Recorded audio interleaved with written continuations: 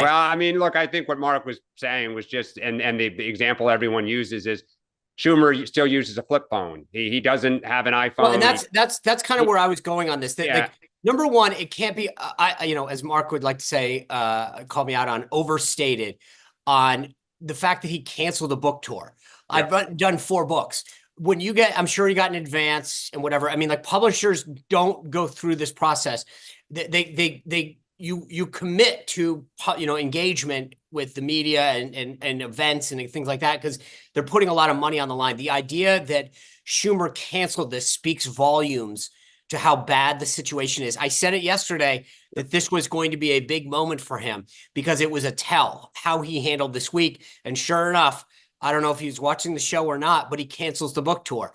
And I think that's a moment. The problem, Dan, is exactly what you're putting your finger on. This is a guy who doesn't get the current environment. Yeah. And at some point, say what you will about Mitch McConnell, but he knew when to step back and say he's a brilliant tactician when it came to the Senate, but he knew enough about himself that he wasn't the hip and cool guy. He knew the Senate. He knew how to navigate it. Schumer, I think, still thinks he's hip and cool and has a handle on it, and he doesn't get the joke that he's out of touch. Sean, I think it's a great point. McConnell was of the Ronald Reagan era. And to your point, he knew it's the Trump era now, and it was time to move on. Right. Schumer is of the Clinton era, the Obama era, and we're defining that next era. And I think, sadly, Schumer's not going to be a leader in that next era. And I think the biggest problem with canceling the book tour, what is the number one thing the base wants? Stand up and fight. Right. And what did he do? Though, is that was a tell. Right. He knew that he couldn't handle it. Right. He folded and is hiding from Democrats in Baltimore, New York, and Philadelphia. Forget going to win like North Carolina and a Senate race in Georgia. So I think we'll see. I mean, I would be surprised if Schumer, gets dumped like in the next couple months.